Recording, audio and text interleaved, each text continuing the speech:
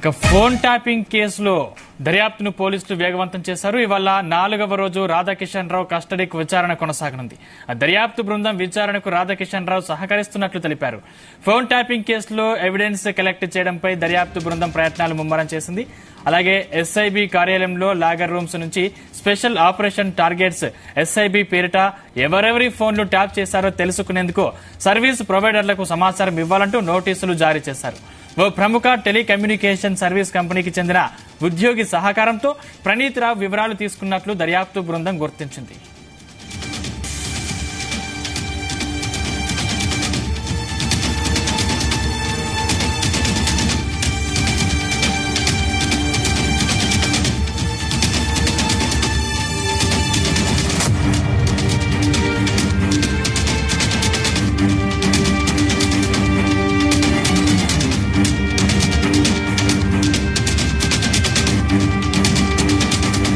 Phone tapping కేసులో దర్యాప్తును పోలీసులు వేగవంతం చేశారు. ఇవాళ 4వ రోజు రాధాకిషన్ రావు కస్టడీ విచారణ కొనసాగనుంది. దర్యాప్తు బృందం విచారణకు రాధాకిషన్ రావు సహకరిస్తున్నట్లు తెలిపారు. ఫోన్ ట్యాపింగ్ కేసులో ఎవిడెన్స్ కలెక్ట్ చేయడంపై దర్యాప్తు బృందం ప్రయత్నాలు ముమ్మరం చేసింది. అలాగే ఎస్ఐబి కార్యాలయంలో లాగర్ రూమ్స్ నుంచి స్పెషల్ ఆపరేషన్ టార్గెట్స్ ఎస్ఐబి పేరిట ఎవరెవరి ఫోన్లు ట్యాప్ చేశారో తెలుసుకునేందుకు సర్వీస్ ప్రొవైడర్లకు సమాచారం ఇవ్వాలంటూ నోటీసులు జారీ చేశారు. ఓ ప్రముఖ టెలికమ్యూనికేషన్ సర్వీస్ కంపెనీకి చెందిన ఉద్యోగి సహకారంతో ప్రణీత్ రావు వివరాలు తీసుకున్నట్లు దర్యాప్తు బృందం గుర్తించింది. ఇదే అంశానికి సంబంధించిన మరిన్ని పూర్తి డీటెయిల్స్ మా క్రైమ్ బ్యూరో చీఫ్ రవితేజ అందిస్తారు. రవితేజ, ఫోన్ ట్యాపింగ్ కేసులో కస్టడీలో ఉన్నటువంటి నిందితులు ఇచ్చేటువంటి సమాచారాన్ని బట్టి ఒక్కరొక్కరుగా వివిధ జిల్లాకు చెందినటువంటి కింది స్థాయి నుంచి పై స్థాయి పోలీస్ సిబ్బందిని కూడా పిలిపించి ఒక్కరొక్కరుగా విడివిడిగా వారి స్టేట్మెంట్స్ కూడా రికార్డ్ చేసుకోవడం జరిగింది. నేడు రాధాకిషన్ రావుకి 4వ రోజు కస్టడీలో విచారణ ఎదుర్కొనేటువంటి అవకాశం ఉంది. రాధాకిషన్ రావు స్టేట్మెంట్ ని కూడా ఇప్పటికే పోలీసులు రికార్డ్ చేసి ఎస్ఐబిలో తర్వాత టాస్క్ ఫోర్స్ లో జరిగినటువంటి అన్ని అంశాలకు సంబంధించి రాధాకిషన్ రావు అడిగి తను ఇచ్చేటువంటి ప్రతి స్టేట్మెంట్ ని కూడా తను రికార్డు చేసుకొని ఎప్పటికప్పుడు కోర్టుకి సమర్పించేటువంటి ప్రయత్నాలు చేస్తా ఉన్నారు పోలీసులు. న్యాయవాది సమక్షంలోనే రాధాకిషన్ రావుని పోలీసులు విచారణ చేపడతా ఉన్నారు.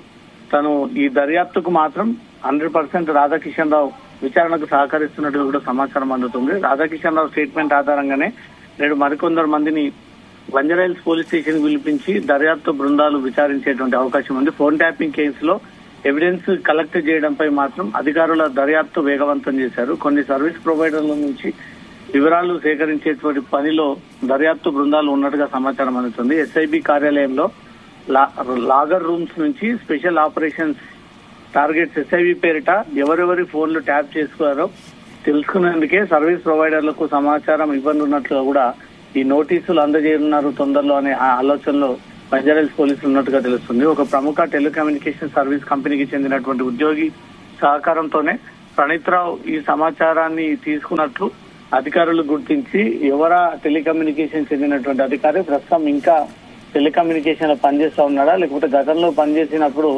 తనతో పరిచయం ఏర్పాటు చేసుకుని ఈ రాజకీయ నాయకుల ప్రతిపక్షాలకు సంబంధించినటువంటి ఫోన్ నెంబర్లు పంపి దాని ద్వారా ఈ ఇన్ఫర్మేషన్ ని, సిడిఆర్ ని, కాల్ డాటాని, టవర్ లొకేషన్ ని, ఇద్దరి మధ్యలో జరుగుతున్నటువంటి కన్వర్సేషన్స్ ఎప్పటికప్పుడు వినడం కారణం ఆ టెలికమ్యూనికేషన్ కి చెందినటువంటి ప్రధాన ఉద్యోగి అనే దానిపై కూడా పోలీసులు కొన్ని అనుమానాలు ఉన్నాయి. కాబట్టి వీళ్ళందరికీ నోటీసులు జారీ చేసి ఈ టెలికమ్యూనికేషన్ కూడా నోటీసులు జారీ చేసి ఇప్పటి వరకు ప్రణీత్ రావు అయిన గ్యాంగ్ మెంబర్స్ నుంచి ఎన్ని ఫోన్ నెంబర్లు, కాల్ డేటా గానీ, వ్యక్తిగత వివరాలు గానీ ఆ డేటా అంతా కూడా బయటకు తీయడానికి సహకరించారు, ఆ వివరాలు కూడా అందజేయాలంటూ కూడా ఆ టెలికమ్యూనికేషన్ అధికారికి కూడా నోటీసులు ఇచ్చేటువంటి ఆలోచనలో పంజాగుట్ట పోలీసులు ఉన్నట్టుగా తెలుస్తుంది.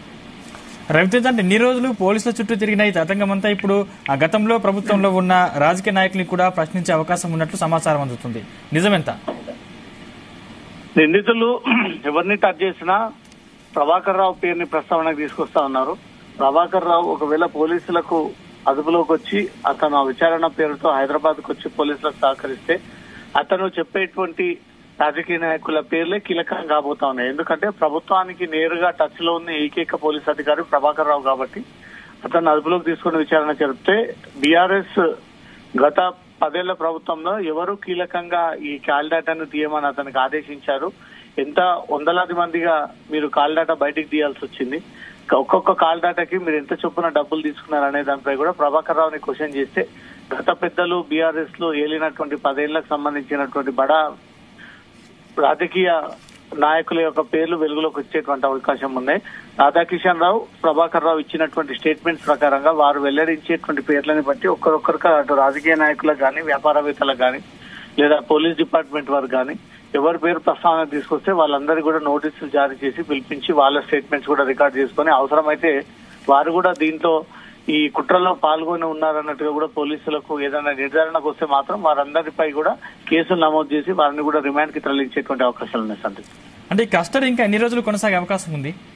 రాధాకిషన్ రావుకి 7 రోజుల పాటు కస్టడీ అనుమతి ఇచ్చింది. 10 రోజులు కోరగా పంజగుట్ట పోలీసులకు మాత్రమే 7 రోజులు కస్టడీకి అనుమతి ఇచ్చినట్టుగా తెలుస్తుంది. ఈ రోజు 4వ రోజు. ఈ రోజు కూడా విచారణ జరిపిన తర్వాత ఈ రోజు ఇన్వెస్టిగేషన్ లో అతను వెల్లడించేటువంటి పేర్లను బట్టి మిగతా వారికి కూడా నోటీసులు జారీ చేసి పిలిపించి బంజారాహిల్స్ పోలీస్ స్టేషన్ లో వారిని కూడా విచారించేటువంటి అవకాశం ఉంది. ఇప్పుడు దీంట్లో ఫోన్ ట్యాపింగ్ కేసులో కీలకమైనటువంటి వ్యక్తి ప్రభాకర్ రావు కోసం హైదరాబాద్ పోలీసులు తీవ్ర ప్రయత్నాలు జరుపుతున్నప్పటికీ ఎలాంటి ఆచూకీ లేకపోవడము, అతను అందుబాటులో లేకపోవడము, పరారీలో ఉన్నాడనేది మాత్రమే పోలీసులు భావిస్తా ఉన్నారు. అతను ఏ రకంగా భారతదేశానికి రప్పించి హైదరాబాద్ పోలీసులు విచారణ జరిపే విధంగా చర్యలు తీసుకునే ప్రయత్నాలు అయితే హైదరాబాద్ పోలీసులు ప్రారంభించారు. ఆ దిశగా ఇప్పటికీ అడుగులు కూడా వేస్తూ ఉన్నత పోలీసు అధికారులు, ఇతర దర్యాప్తు సంస్థల యొక్క సహకారం కూడా తీసుకుంటున్నట్టుగా సమాచారం అందుతుంది. ఏ క్షణంలోనైనా ప్రభాకర్ రావుని పట్టుకొచ్చి హైదరాబాద్ పోలీసులు విచారణ జరిపితే గత బీఆర్ఎస్ ప్రభుత్వానికి చెందినటువంటి బడా నేతల లిస్ట్ అంతా కూడా బయటకు వచ్చేటువంటి అవకాశం ఉంది.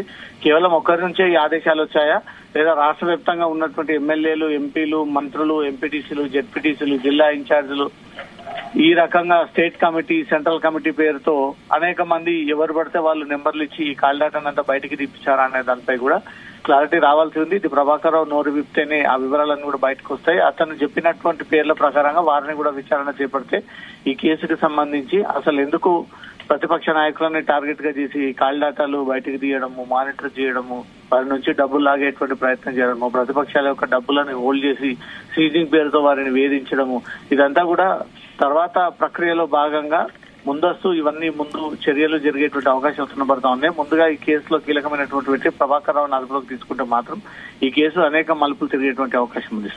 Right, thank you Raviteja.